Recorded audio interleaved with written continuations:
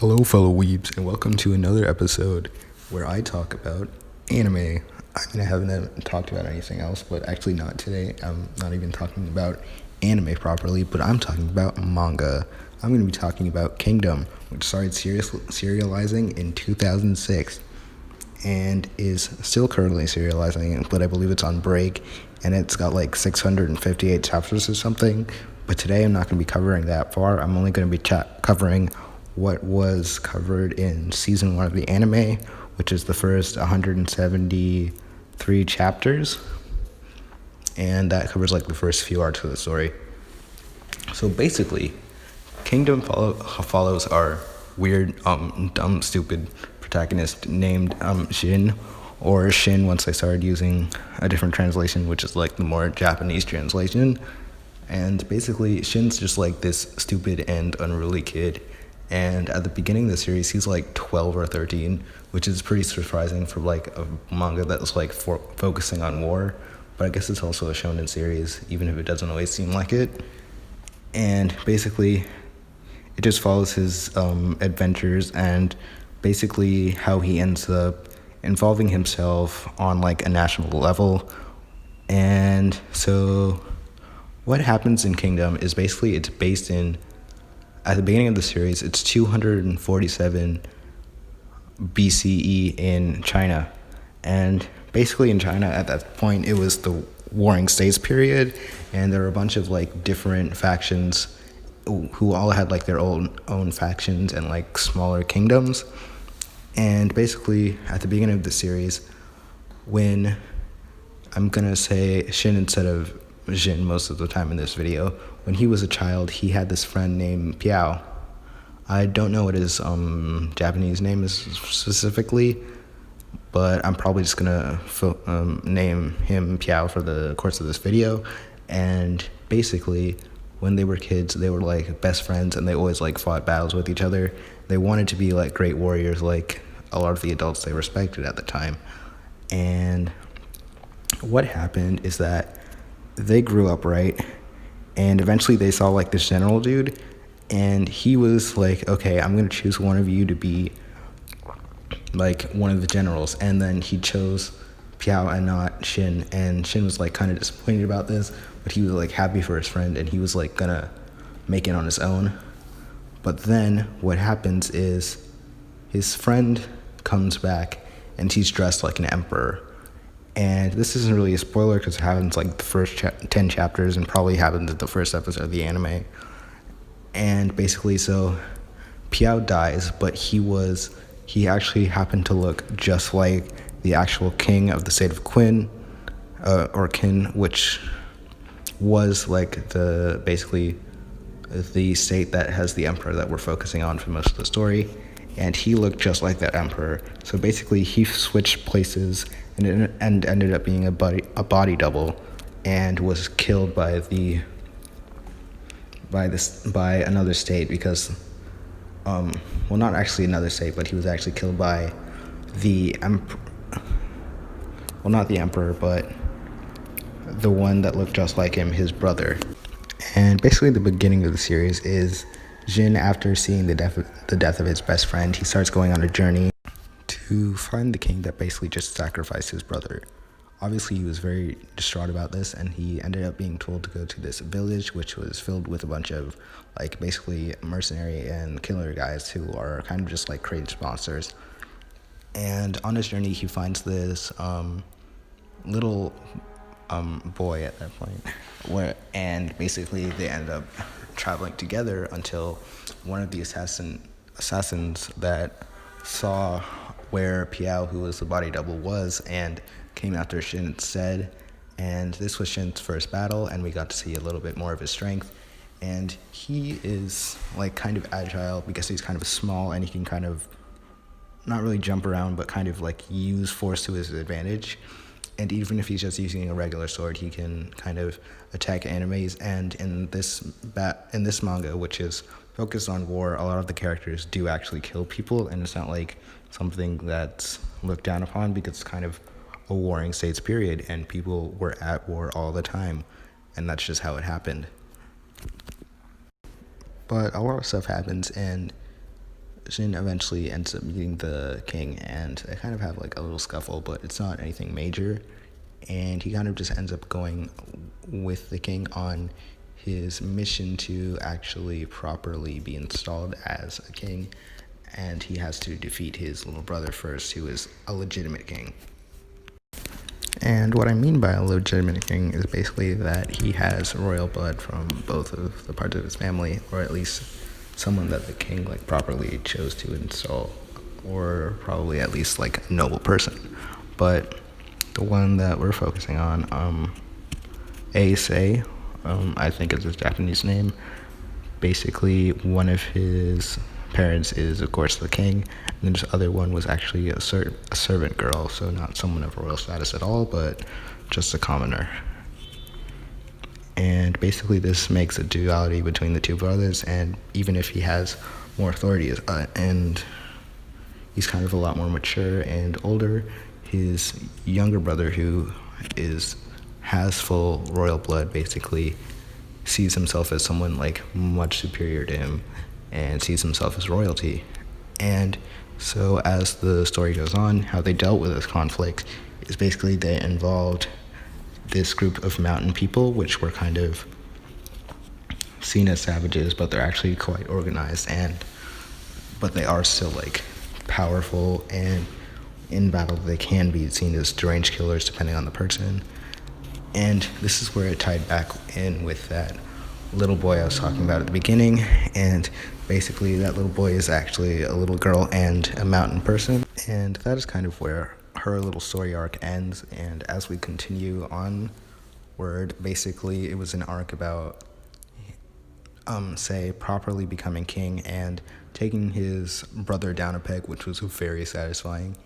And it kind of showed how kings are not like born, they're made, and even if he does have royal blood, he's not like as much of someone who has like proper royal blood. And even if he doesn't, with his courage and like his actual mentality on how he feels like he's going to solve China's problem, it shows that he has the qualities of a king. And basically the next arc, they focus on like a slight assassination arc, basically, which was actually kind of a post of a battle that actually took place before, which was when we first started to see Shin start fighting as a unit, and also we got introduced to a few more characters, like a pair of brothers that were from this village, but no one really in that squad died that battle, and it showed like, first of all, their squad leader at the time, who was very good at keeping his squad alive, even if they're sort of a wimpy squad. And they do start growing and learning as characters about battle and about warfare. But to continue on with the assassination plot point, basically they were trying to assassinate Sei, who was basically a king at that time, and he had been for about 6 months at that point, so he was already like an established person in the country. And basically how it was going to go was that there were like these 5 tribes basically filled with warriors with all different types of skill sets, and one of those warriors was one named Kyokai, who basically is very skilled and swift and kind of uses their blade like a dance. And it was kind of revealed later in the story that this character was also a girl, and I feel like in Kingdom they're always trying to push this thing about, because we know like we've seen examples in things like Mulan where like a woman had dressed as a boy and ended up like saving the country. But I feel like they're making like,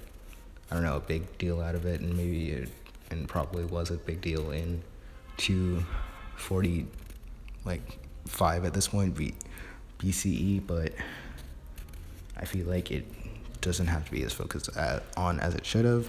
But I don't know, maybe feminists think something else. And basically that was like the second major arc in the story.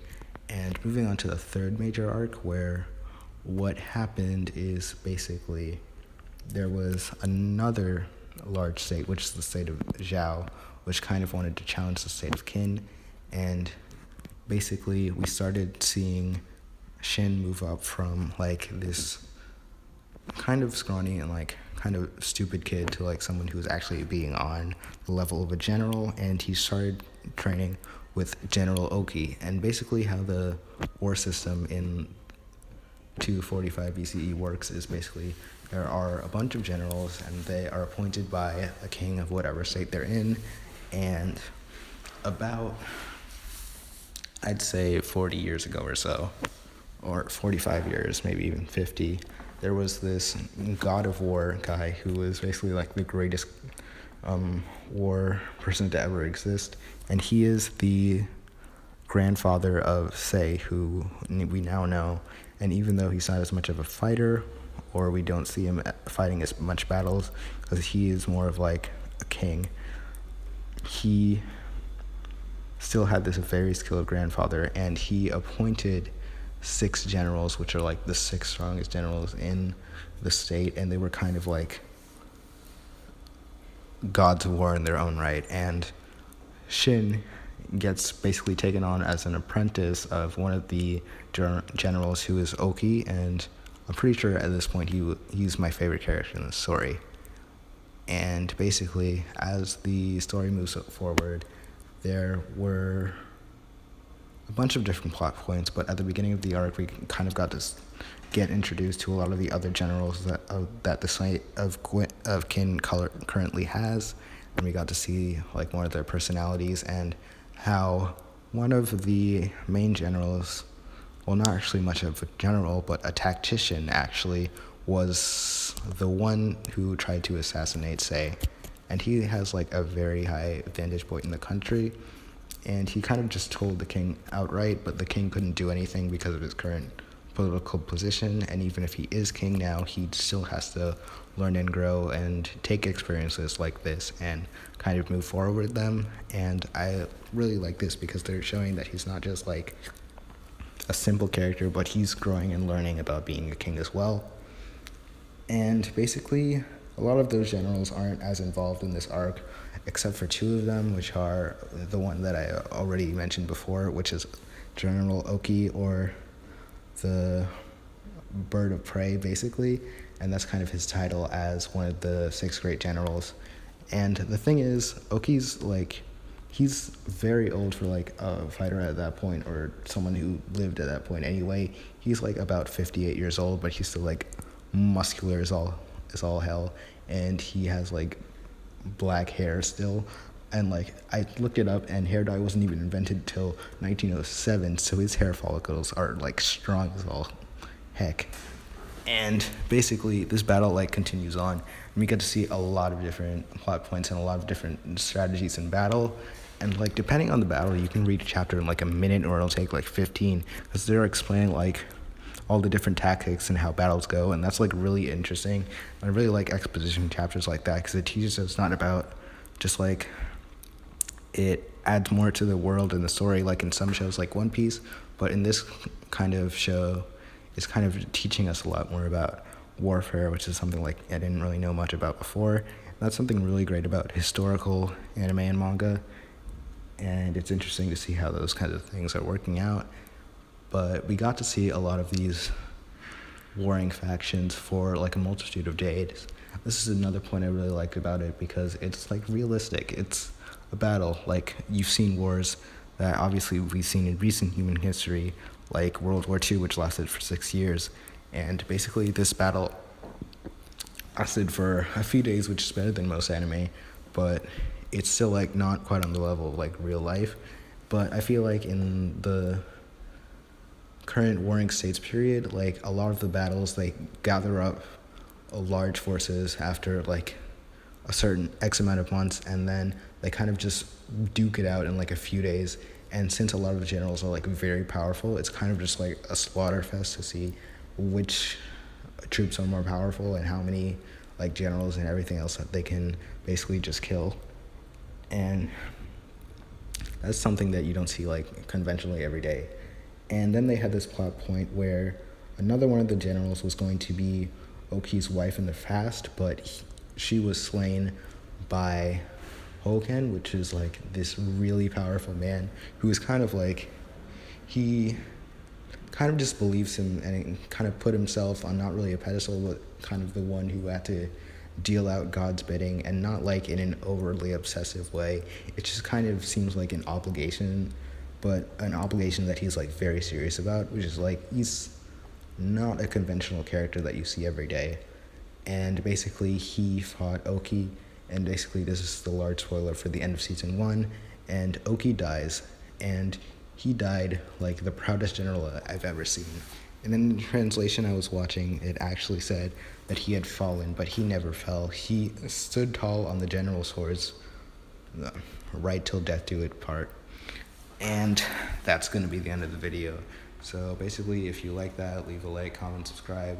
I'm doing next week, I'm going to do season 2 of the anime cover, so look forward to that if you do watch these videos. And that's pretty much it. Yeah, post notifications, all that jazz. It's only the 6th video, but I'm still doing daily uploads. Hopefully this gets popular soon, and that's all.